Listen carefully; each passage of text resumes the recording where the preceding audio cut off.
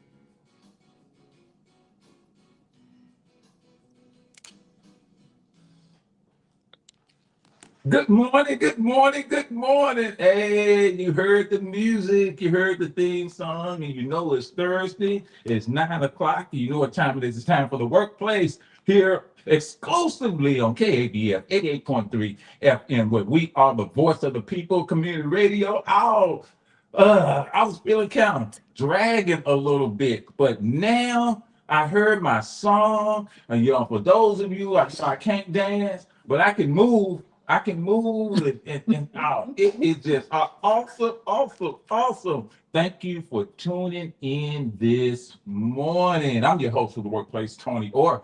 And as always, it's been a while since my co-host has been here on a Thursday for the workplace.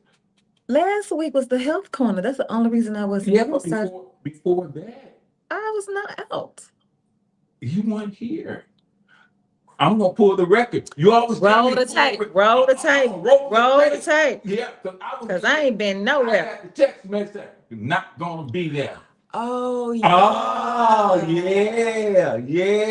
You're right. My bad. Wait, hold. Say that again. Say it loud so my listening audience can hear. You are right, sir. Hey! I don't get opportunities like that. You know what? Even a broke clock is right twice a day. So No, it's not. No, it's not. Good morning, good morning, good morning. Hey, we got a great show for you today. We're going to talk about a lot of different things. But before we get started, just want to let everybody know that we are still in Players Drive. However you show up, whether it's through your financial giving or just in person for events that we do, KBF 88.3. We've been here for it's 41 years this month. We thank you for your participation. We thank you for your dedication. We thank you for all that you do. One of the things that we do during Players Drives for the community is we have buy a watch. For $150, you get 20, 60-second spots to play as you want. You have those spots played whenever you want them to play. That's 20 minutes of airtime. 20 minutes of airtime. You can, as they said in the old days, you can't beat this with a stick. If you are an entrepreneur, you got a business, if you just want to express yourself and say the things that you feel like need to be said, here's your opportunity for this. So we only do this during Players Drive, just for our listening audience. So if this is something you want to do, please give us a call at 501-372-6119, or you can send us you can call 501-433-0088, or you can come by the station here at 2101 South Main Street, Little Rock, Arkansas, 72206. If you just want to come by in person, or you want to send us a check money, but if you just want to come by, and we are always giving away, if you still got a CD player, and if you have a turntable, we have tons of vinyl that you can also get. All you have to do is have time to go through the boxes and boxes of vinyl to find an album that you want. Most of it, it's just free. You just take it. Just take it. But if that's something you're interested in, please give us a call. Please stop by. Denise, give Denise the opportunity to greet. Normally, I do this little intro for the Reverend Dr. Denise Donnell. I'm not going to do it this morning. I'm just going to say, the Reverend Dr. Denise Donnell. You can call her Denise. Any announcements? I do actually have some announcements, Tony. I think I have like a few. Go for it. Okay. I want to let you know that we are not boycotting. Let me see how I want to say this. We are refusing to shop at this corner store, this gas station that's on South University Avenue, where it used to be the old Dodge chicken place. For those of you who know Arkansas better than I do, it's on South University. So on August 9th, 2026, Little Rock Police Department officers detained 23-year-old Gregory Williams because somebody called in and said he was threatening to shoot somebody, shoot the store clerk. And yeah, over some kind of sale. And so when the police officers got there, they found Williams arguing with the clerk. And Thomas, his nickname is Kill Shot Shook, ordered Gregory Williams to the ground and pressed a gun to his head. He was placed in custody in what the report described as a felony takedown. No gun was found, and there's no video, no audio, no anything that this actually happened. And so we are refusing to shop, refusing to patronize that gas station on South University Avenue. Gregory and his family are in need of some family counseling. They are in need of a lot of things. And so if you are able to offer, whether it's in-kind donations, if you're able to offer financial donations, like whatever you can do to help this family, please hit me up. I'm at area code 228-236-7440. You can go to Dawn's post, Dawn Jeffrey. She has all of this information on her Facebook page, so you can find it there as well. Also, I want to let you know that coming up, Texas Roadhouse, and this is responding to the viral social media claims alleging that some of its employees participated in a private Facebook group of 400,000 racists discussing spitting in Black people's food because of their anger and hate over Carmelo Anthony. And so again, we are not going to eat at Texas Roadhouse. I don't know if we have one here, but we are not eating at Texas Roadhouse. Not doing that. Okay, so we also have this announcement, and this is from Sarah Tariq. She used to live here, and now she moved, but she wants to remind us that Sharia law that our governor is talking about. She wrote, our governor made this post, this meme. In our state, you cannot replace Arkansas law with Sharia law. We will not allow it, period. Okay, she got all her facts mixed up. Do not listen to her. Nobody's trying to make Sharia law something here that's happening here in Arkansas. All of that is set up for us to continue to be divided across lines of difference, whether it's sexuality, whether it's gender expression, gender identity, whether it's race relations, or even if it's religion. We will not allow them to continue to divide us with all of these distractions. You, ma'am, governor, need to do your job of serving all Arkansans. And then finally, I need to apologize. What? I need to apologize. Listen, I went in so hard on St. Mark about charging to go into that event Tuesday night, and I was wrong. The event was free. I was wrong. And so I put it on my Facebook page, and I apologized to St. Mark. But I know that there's a story in the Bible that says it was Paul. They were humiliated a couple of the apostles in the public square. So people saw it. And then when the leaders realized they were wrong, they tried to apologize to them in private. And Paul was like, no. You humiliated me in front of folks, so you're going to apologize to me in front of folks. So since I said it on the air, let me apologize on the air. I actually got that event mixed up with this one. Colin Kaepernick is coming to Little Rock on October 10th. Colin Kaepernick is coming to Little Rock on October 10th, and you can right now, you got to get the book. He wrote a book, Colin Kaepernick. The book is called The Perilous Fight. You can get 15% off of your book from Pyramid. You can start pre-ordering today. You can pick up your book on September 15th. That's where the book pickup party is going to be. We are excited about this. We're going to keep on letting you know because we want you to come in if you are interested in. Yes, you can take pictures. Yes, you can get your book signed. All of that is happening on 10/10/26. Oh, and 10/19 voting starts. 10/19 voting starts. Chris Jones running for Congress. Don't forget, and all of our other people. Frank Scott is up for re-election. Fred Love. Oh yes, for governor. Who else we got? Oh, Wendell Griffin is not a shoe-in, right? He said don't call him a shoe-in, vote anyway. Right, So yes. so voting starts October 10th. Okay, Tony, thank you. Okay, thank you, Denise. And one of the things when you talk about Sharia law, what's happening across this country is that there's a new wave, there's a new move, whether it's with the Democratic Socialists of America or whether it's other candidates running in Michigan. Oh God, I forget his last name is El Shadid. Oh, yes, I know you're talking about. He's a Muslim.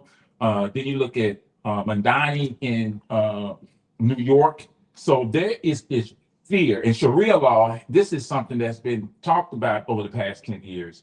And so there's this fear that this country will become a Muslim country. That's what a lot of the far right wing is talking about, that this is going to become a Muslim country. There was too many Muslims in this country. That was one of the reasons why the president put a ban on a lot of these Muslim countries, because of this fear. And you're right, Denise, it's just another way to keep us divided. So we have to be careful with that. So I have a couple of announcements that I need to make. On Thursday, September 3rd, 2026 at 6 p.m. at St. Mark's is Awakening Hearts and Minds. St. Mark's Episcopal Church, 1000 North Mississippi Street in Little Rock, Arkansas. They're going to come together for an interfaith celebration of hope, featuring music, prayer, and wisdom from diverse traditions. The celebration will be followed by an interfaith food festival. Service will also be streamed on the Interfaith Center YouTube page. For more information, please visit the interfaithcenter.org. And the only other announcement that It's Waleed Shaheed. Is that who you're talking about? His name is Waleed. While he's looking for that announcement, want to make sure that you are aware of. I'm sorry. Hotep has been on the line. Hotep is wishing us life, prosperity, and health always. You, Job, and Seneb. And then, thank you. I'm looking cute this morning. Thank you. And then don't spend your money where you are not appreciated. This is also from Lo. Do not spend your money where you are not appreciated. Lo also says, you think Christianity is patriarchal. Sharia law is worse and most restrictive canon as far as human rights are concerned. If you think Christianity is patriarchal, Sharia law is worse and most restrictive, and it has the most restrictive canon as far as human rights are concerned. Okay, that's fine. If that's what Sharia law is, that's fine. But do not pretend that we are trying to make Sharia law the law of the land here in Arkansas. That's not what's happening. So we're not saying anything about Sharia. We're not saying anything. We're not trying to judge it. We're not saying anything about it. We're not doing any of that. We're simply saying that the statement that the governor made about it is irresponsible for her to say, and that is the point. So I'm not going to talk about Sharia law. Okay. So the main speaker for the Hearts and Minds, Awakening Hearts and Minds at St. Mark's Episcopal Church is Ken Tro Lodro Taye Rinpoche. I'm gonna need you to practice before you get up. I'm gonna need you to practice before you get up. You can't be practicing with us. You should have called somebody and said, "Wait, why you say this?" I should have called him. And then even when I used to be a pastor in the pulpit, and I invited the members of the congregation to read, they would read the scripture for us, and they would come and ask me. I was like, "Listen, all you got to do is say it with confidence. Don't nobody know what it is. Just say it with confidence." And that's what you need to do. Say it with confidence. And also, I don't have the flyer at the announcement, but on September 13th, the Michael Van Johnson American Legion Post 74 in Sherwood, Arkansas is going to be doing their fashion show. I would have that flyer out so it can be read and everything. But if you like fashion and you want to participate, I will get all that information for you. I'm just throwing it out there right now, early, but we'll have all that information starting on Tuesday on Community Voices, really starting today later on that information we put out as a public service. I'm glad you said that because I need to make this announcement. The Ashton Hall Collection presents Forbidden Love.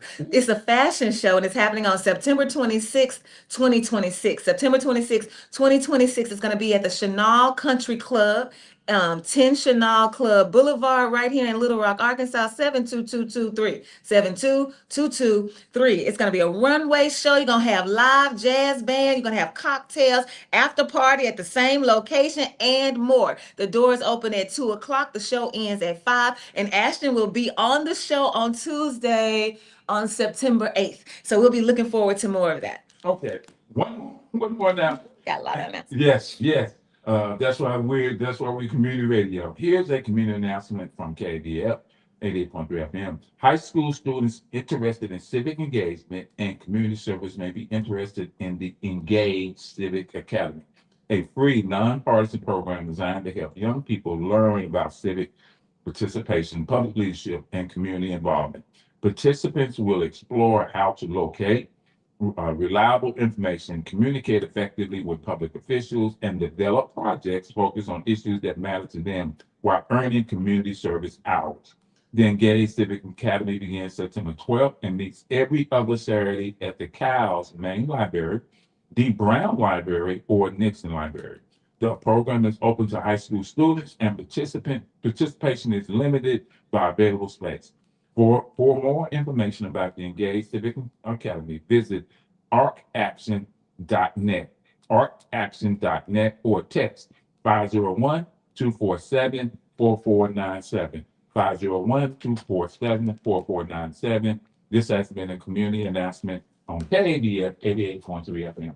So what I want to talk about today, is a mixture of different things, part climate change, part we were having discussion, and it was just amazing that before we came on the air, Jesse, who does the Nevermind show on Thursday, was talking about some of the conditions at his job, and that's one of the things at his workplace, and that's one of the things I want to talk about today is about one of the things that happen when you deregulate so many agencies that their job, their responsibility is to regulate, monitor, and make sure that companies and businesses are following practices and policies that ensure a safe workplace for employees. And I just want to real quick, I just want to give a shout out to some of the areas within my responsibilities as field director of United Labor Unions Local 100 that I had to go to over the past couple of months and deal with facilities and entities that are not following OSHA guidelines, they're not following their own workplace policies. In Shreveport, our priority management, shout out to Shreveport Manor, who they have been really helpful in helping, as I explained some things to them, they were really getting together. I thank the HR person there, Taylor Maddox, for doing the job. I also want to thank Lance Hines over at Spring Lake, who did the same thing, still dealing with some issues in New Orleans. But even in the city of Little Rock, there's a heat advisory, extreme heat advisory policy that they don't want to follow. And it becomes, when you have employees, because the one thing we have to realize, most people, unless you're working from home, that means you are traveling to your job. You're traveling to your workplace. You don't live there, but you are traveling to your workplace. And if they treat you a certain way in your community, don't you think they're going to treat you basically the same way in your workplace? And so these are things that we have to address, because this heat, this so-called heat dome that they, that they talk about. Well, it rained a couple of days ago. It cooled off, but they're talking about it's back into the hundreds by next week, and so this is not going to change. But the one thing we can do is start. That's why voting is so important. We need to get people into office that will make sure that these agencies that we fund, that we pay for, need to do what they do. Because I don't know about you. I'm tired of paying people to abuse me. Mm. And that's what we're doing. Going back to what happened with Gregory Williams, we're paying the police to abuse Gregory Williams. We're paying. And they're making it difficult for us to even hold them accountable because with what happened with Elisa, we're still trying to get the state troopers.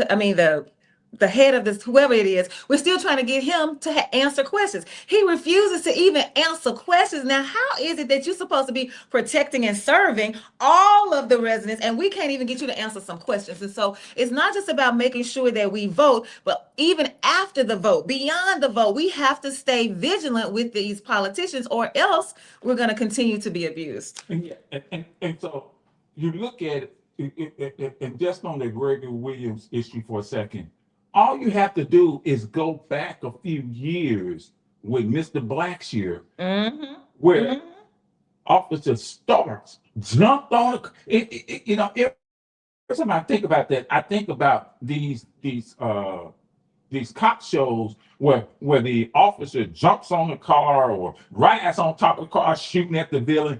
He jumped on the front of the vehicle with another person in the car, and the other person, the young lady that was in the car with Mr. Blackshear, she died. But Mr. Black got shot. I think I don't know the exact number. I can't remember the exact number, but I know it was over 10 times. He got shot. So that the officer was deliberately aiming at him.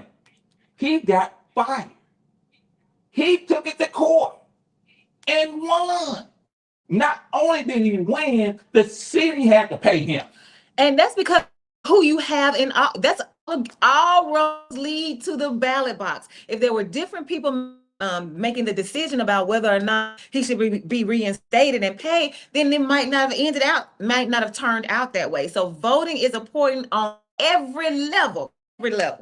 And so, there was a situation, and the reason I thought about this was this about the heat. The other day on Monday, the air went out at the station, and and that's problematic for a lot of us. We have volunteers, we have people coming in doing their shows, we have equipment that can heat, and so we're calling our HVAC guy to come and get the heat done, and to his credit, he got everything, the air done, and to his credit, he was able to get over here. He wasn't able to come by on Tuesday, but he was able to come by on yesterday, got the air taken care of, and everything. But what about homes, people's homes that they might not have access to somebody, or it may be too expensive for someone to come out and fix their air? What about apartments where you're paying rent, or you're at you're renting a home and the landlord doesn't want to take care of it? What about businesses? There was a situation with one of our nursing homes in Shreveport where they had the kitchen workers were basically almost passing out because they had they didn't have adequate air conditioning, or the air conditioning wasn't working and it went out, and they were working in the heat, trying to, and the administrator was like, well, we have to cook food for the residents. The residents have to eat. Of course, the residents have to eat, but you have to make sure that people are not passing out trying to get this job done. And come to find out, all the equipment to do the change, it was sitting right outside, and it had been sitting outside for a couple of months. Like, what? That does not make sense. But because there's nobody, even the agency calling OSHA that, hey, this is an OSHA violation, there's nobody at OSHA. Why? Because you fired all the OSHA workers. You put a new board in charge of OSHA who do not care about the health and safety of these employees. And so we have to start, not only as Denise said, holding people, going to the battle box, we have to start holding people accountable. This, this is, this is not something that's going to go away. It's harder and harder and harder. And to show you what I'm talking about, you look at Europe. Europe is burning. They're not.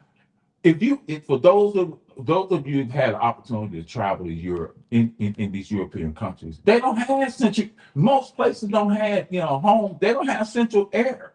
They don't have air conditioning because it doesn't get that hot. It's always kind of cool. There people are dying, in a huge way because of the heat.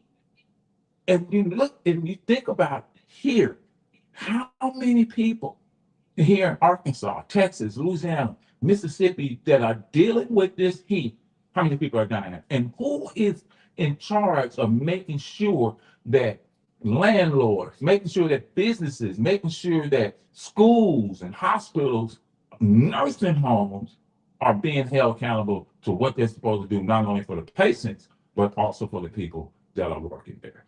So here's what Lo says. Lo says, I keep saying that all politics is local. All politics is local. Yes, there are so many people. Oh, so I actually got into it at the repast after my cousin died. We found her dead. They found her dead. Her sisters a couple of weeks ago, and so the funeral was this past Saturday, and there was a repast. And so I was sitting. I really just found an open seat. And my aunt said, hey, you sitting beside my nephew, introduce yourself. Okay, so now we started talking. And then when we started talking, I asked him, do you vote? Because I don't even want to talk to somebody who doesn't vote. I'm just going to be honest with you. If you don't vote, I don't even want to talk. And so he said, well, he only votes depending on who is running. If he likes one of the candidates, then he'll vote. If not, he doesn't vote. And that, I think, is something that a lot of people do. You pick and choose when you want to vote because you feel like you already know the outcome. So why bother? But it matters. There are so many people, so many races that people have lost by 1, 2, or 5 votes. So all of that matters. And so please don't think like that. It's not just the presidential election that you should be voting in. Every time the doors open to vote, you ought to be there just like I'm going to be there. Whether it's a primary, special election, it doesn't matter. Vote. All roads lead to the ballot box. And Lo also says this, based on what you said, Toney, about the heat, that is why there is a need for a warrant of habitability statewide with punitive measures in the legislation. This is the part that is really important. With punitive measures, these people are able to do whatever they want to do, and there is no recourse. Nothing happens to them. And so we got to make sure that you are being held accountable, and that you're being held accountable where it hurts, which is in the pocket. And you know what? Let me tell you something. Arkansas, I think, is only 3 states. It may be 3. I keep thinking it's 1, but it may be 3. Whether it's 1 or 3 states that do not have a law of habitability. Do not have a law of habitability. So that means that there's no pressure on any landlord, apartment complex, nobody to be held accountable to what they don't do. Well, it says here, Arkansas is the only United States state that does not have an implied warrant of habitability. Okay. So that's what I thought. I thought it was just one. Yeah. Good looking out. Good research, Denise. And so, but what that tells you, we don't care about how you live. We don't care about what you have to suffer through. We don't care. The only thing we care about is that you pay your rent every month. And we need to make sure that you are aware of this. Regardless of what's happening in your home, you can have mold, black mold, you can have a hole in the roof, you can have it raining in your house, you can have an infestation of rodents, you can have all of that going on, but you cannot use any of those things as a reason not to pay your rent. Because if you do not pay your rent, see, the punitive measures are not on the landlords, the punitive measures are on the renters. Because if you don't pay your rent, you could go to jail for that. So please know that you can't cannot withhold your rent, even though all of these things are going on in your dwelling place. And in some counties in Arkansas, their code or their law in that county is that they can charge you as a criminal offense. It's a criminal offense, and that you can not only it affects you in so many different ways. When does having feces, bubble up in your bathtub? In your bathtub? Yes, when the plumbing is not right, that if you flush the toilet, it's Oh my. yes. Oh my. We had gone. Arkansas Renters United was an organization that's a part of Arkansas Community Organizations. There were situations where people had feces. They couldn't flush the toilet because the feces would come up in the bathroom. Mercy, mercy, mercy. Yeah. Along with other stuff. And because it did it for so long, the bottom of where the tub is, the flooring has started to rot away. And now you got all types of bugs, you got all types of other stuff in there, and the landlord would not fix it. Because why? He don't have to. Because who gonna make them? Nobody. Right. And so these are things we have to deal with. And then when you talk about voting, it's amazing. Shreveport, Louisiana, one of the areas where we have contracts and we have members, it's predominantly Black. Caddo Parish, which encompasses Shreveport, is predominantly Black. Do you know who the representative of Shreveport is? Mike Johnson, the Speaker of the House. Yes. And you're like, huh? But when you gerrymander, when you do gerrymandering, but here is in Shreveport is similar to Little Rock in a lot of, it's a similar city, about the same population, everything. But living in Shreveport, if you were in Shreveport, you could look and say, I'm basically in Little Rock. Because of how the things happen, even if you live in Louisiana, you live in Arkansas, you're basically dealing with the same things. And it's so crazy. The reason it becomes so crazy is that you see what's going on, and like Denise said, if you don't vote, and you say, well, my vote don't count or whatever, basically your omission is an omission to the other side. Exactly. So that's why when people come to me complaining about what's going on, when they're complaining about rights, when they're complaining about injustice, when they're complaining about healthcare, when they complain about high prices and all this, the first question I have, did you vote? No. Well, don't complain to me.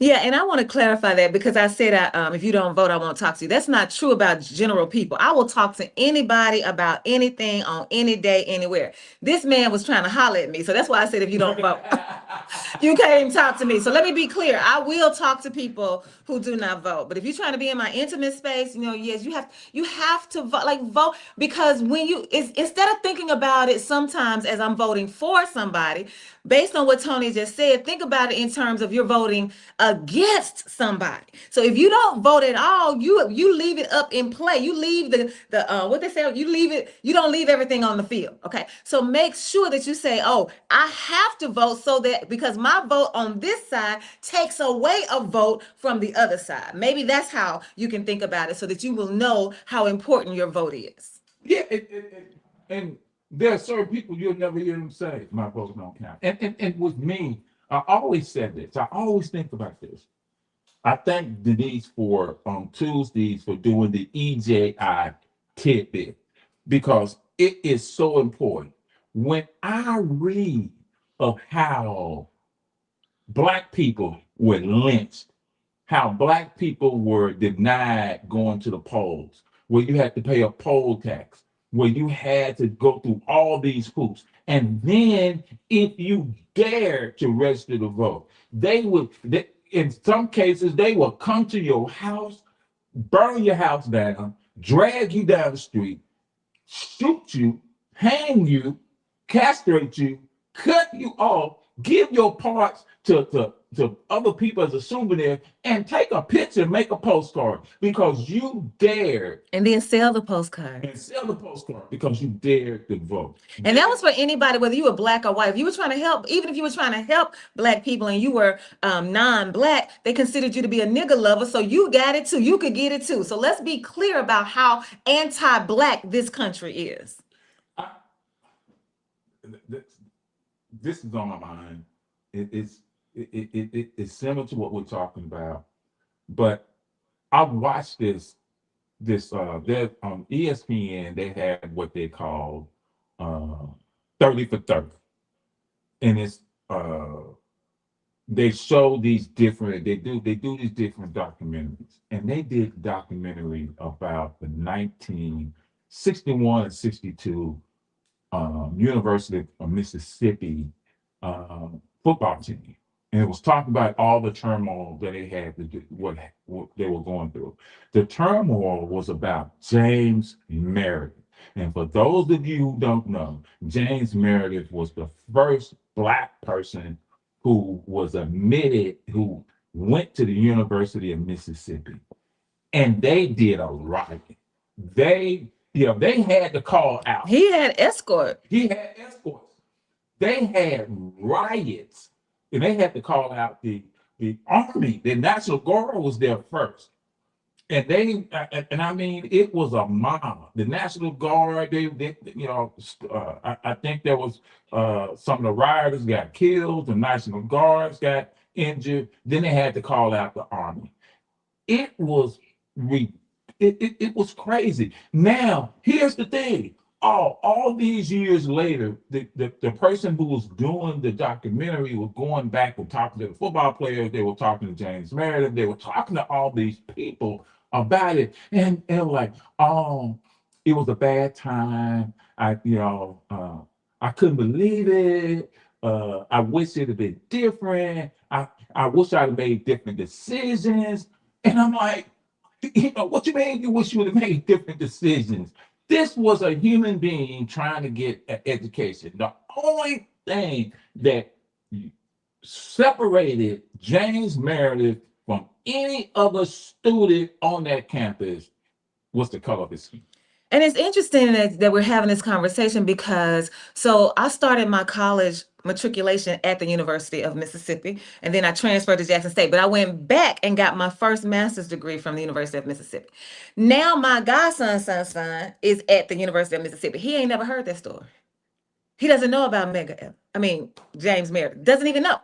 Even though there's a statue. He doesn't even know. Ain't never heard about it. I was like, wait, what? He doesn't know. He asked me, Miss Denise, I don't know why he called me Miss Denise, why do you always say the University of Mississippi? And why don't you say Ole Miss? Because that was the name of the wife of the plantation owner. That's why I don't say, he was like, I didn't know that. He'd been there 3 years now. And so we talk so much about how we need to share our stories. We need to be pouring into our youth. We need to be sitting at the feet of the elders. We need to make sure that we fight all of these attempts to silence our voices, to silence our stories. We say that, but what are we doing about it? We got to start doing more than we do. Oh, one of the things that Dawn put on her post when she was talking about Gregory Williams, when she was talking about Elisa, she said, Hackett, she said, look, we don't need no more statements from the politicians. And I agree with her. What good is your statement only? Because that's what we say about the people who send out, oh, my thoughts and prayers are with you. What is that? That does not help us with the cause. That does not help us with the justice that we seek. Well, I don't know if we're seeking with the liberation that we seek. So I'm not saying don't make the statement, politicians, but you need to follow it up with something. We need to see some action that makes a difference, that not just any kind of difference, but a difference in the lives of the people. Oh, wait, Lo is on the line. Lo said, what does it profit a man to gain the whole world and forfeit his soul? He's quoting from the scriptures. What does it profit a man if you gain the whole world, but you lose your soul? And then he quotes Frederick Douglass. Education makes a black man unfit to be a slave. Wait, let me say that again.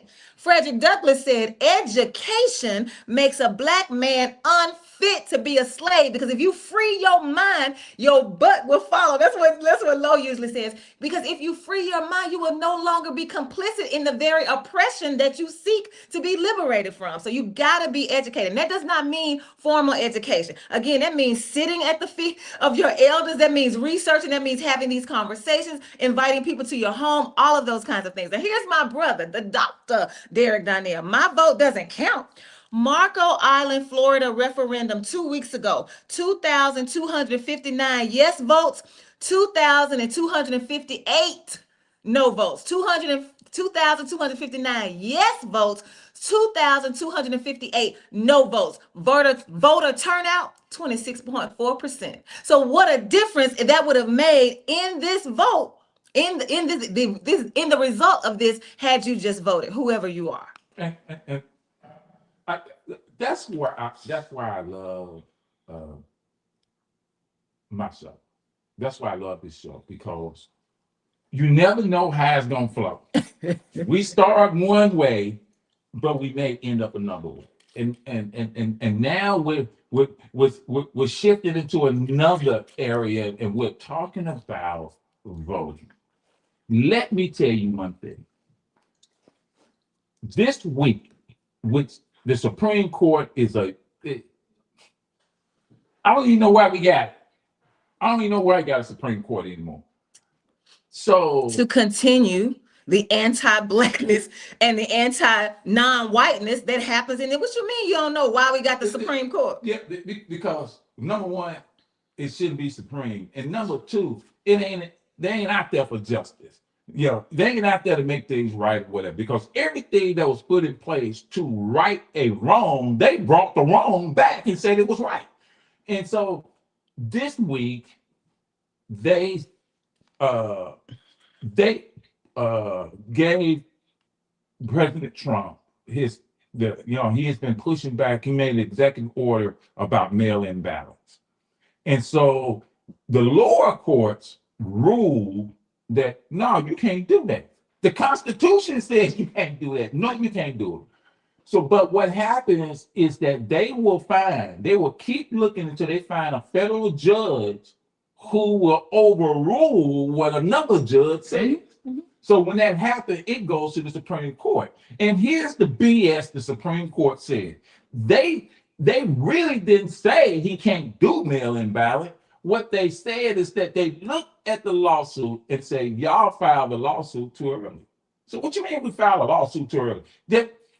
There's no evidence that anybody has been harmed by this so far. So what you mean?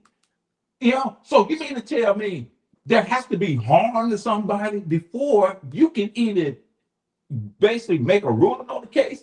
It don't have to be harm. The case is it's in the Constitution that states have the right for elections, not the federal government. So here's where it is important for us to continue to support the arts. So that play that I went to see, I think it was last Sunday, not this past Sunday, last Sunday, The Remarkable Resignation of Joycelyn Elders. One of the parts of the play, she says this. She says, I don't understand why you would have a country that would want healthcare to follow a sick care model when you can spend your time preventing the diseases that are going to harm the folks. Why do we wait until they get sick and then we don't even take the time to cure them or to heal them? We just keep them in this sick model. All I wanted to do was to prevent the sickness, the illness from happening. And it's the same thing with what you're saying now. They don't want to prevent it. They want to make the model is for you not to be able to do what's right. That's the model. And that's the model that they continue to follow. That's the model that they continue to uphold. We have to break down the whole system and start up. You can't just put different people in the seat. We have to change the entire system. And here's what Lowe says. The Supreme Court ignored the Constitution because voting is a state's right and not a federal question. The Supreme Court ignored the Constitution because voting is a state's right and not a federal question. And let's think about states' right. Why is it just a state's right?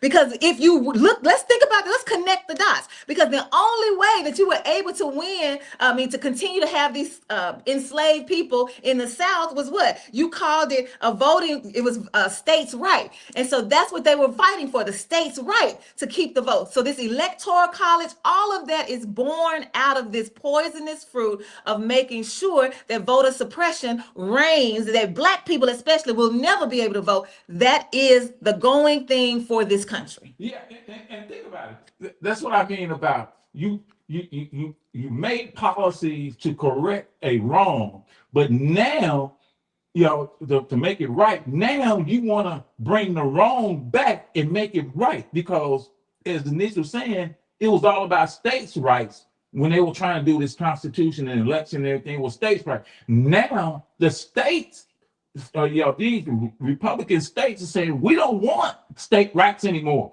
We want the federal government to do this now. We want and the reason the federal government wants to do it, the reason they want to do this mail-in ballot, because the federal government has asked states for their voter roll list.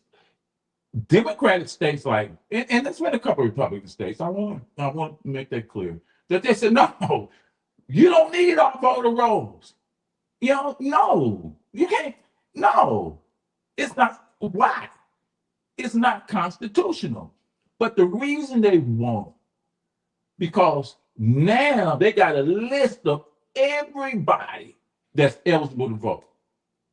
The federal government can go through and say, this person's not eligible. This person's not eligible. Then you got to prove that you are eligible. All this is a way to say we want the people who we want to vote. And if you're not aligned with what we're trying to do, Donald Trump said something that he is holding true to. He said, if you vote for me in 24, what's the election in 2024? Yeah. If you vote for me, you'll never have to vote again. Mm.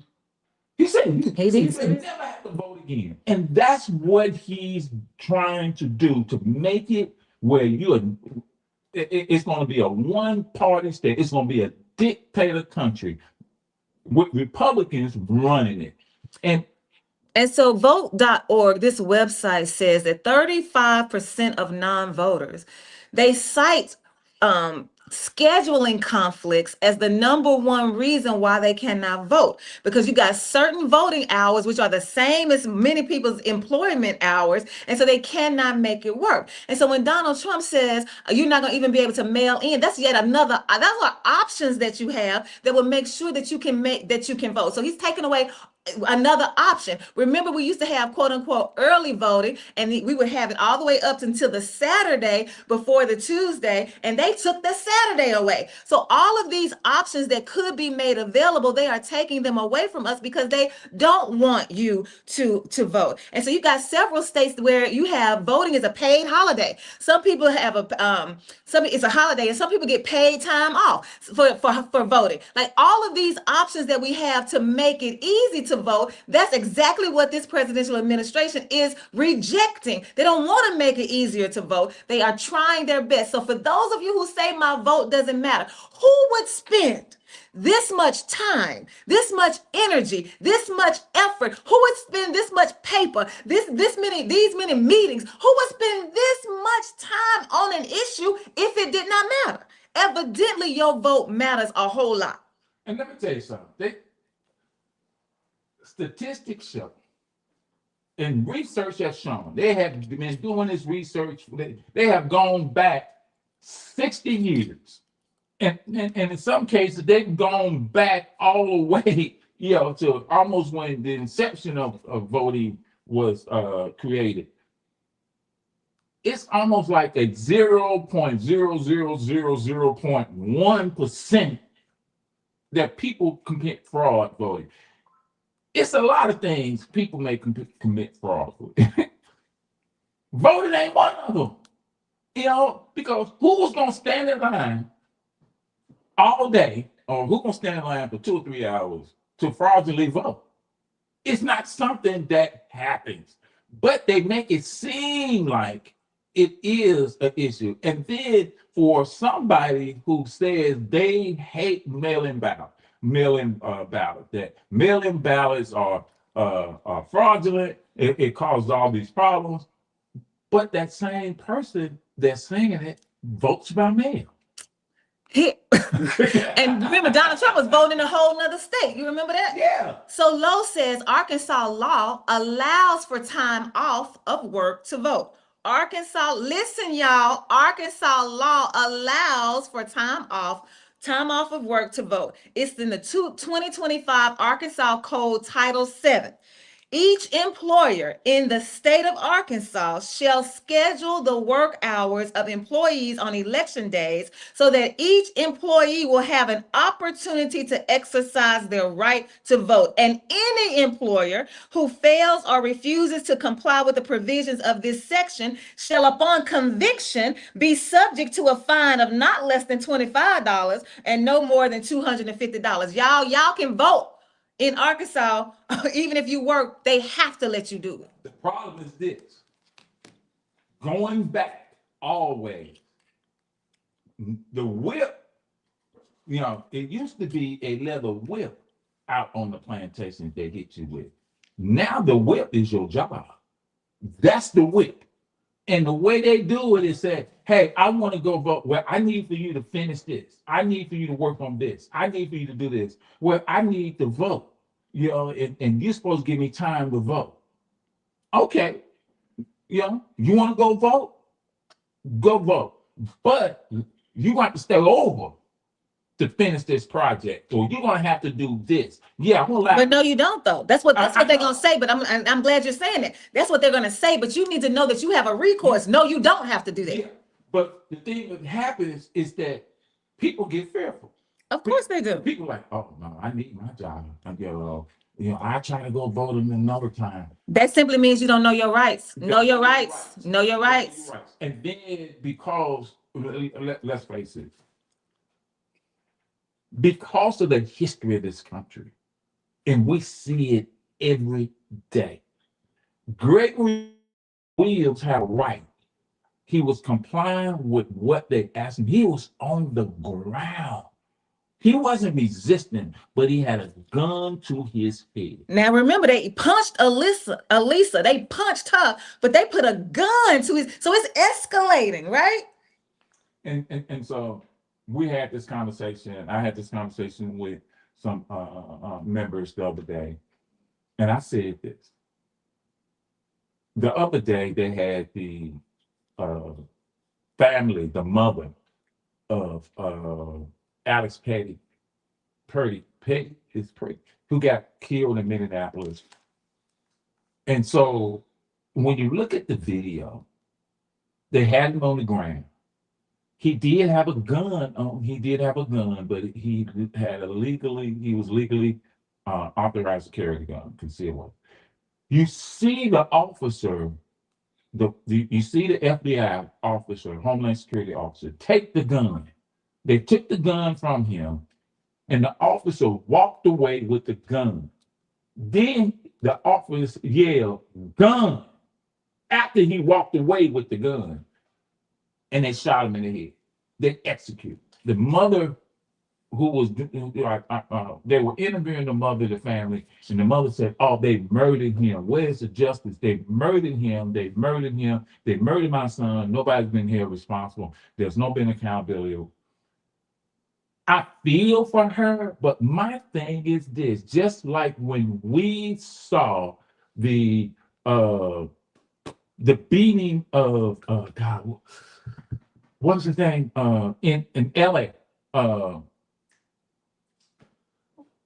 Denise, I can't think of his name. Oh, who are we talking about? When we first saw that those cops in LA that beat the guy, Rodney King.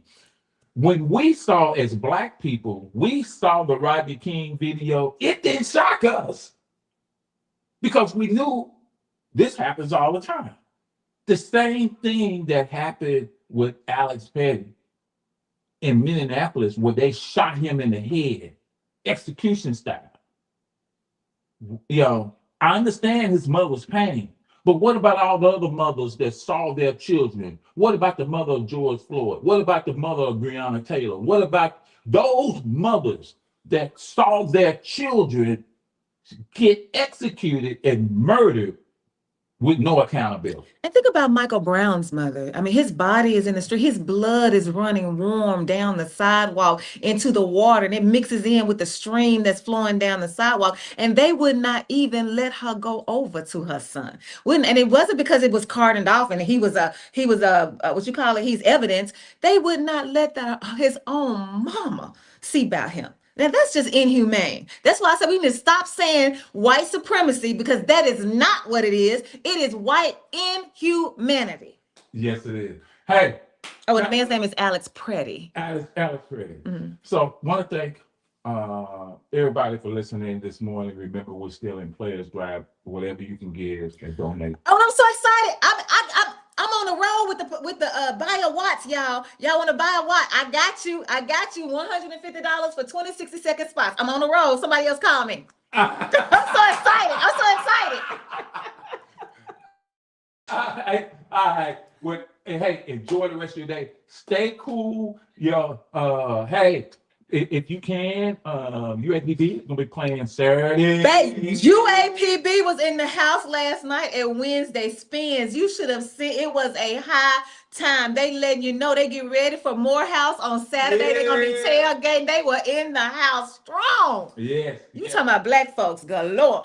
So if you can get out there for that on Saturday, but the biggest thing, make sure you're registered. Make sure you get out and vote. Make sure that if something is going on in your workplace, make sure that you report it. Make sure you tell somebody. Make sure you do something. So thank you for listening. Appreciate you. Continue listening to KABF. We have some good jazz coming up. It's Jazz Thursday, and we will talk to you later. Peace. This is KABF in Little Rock.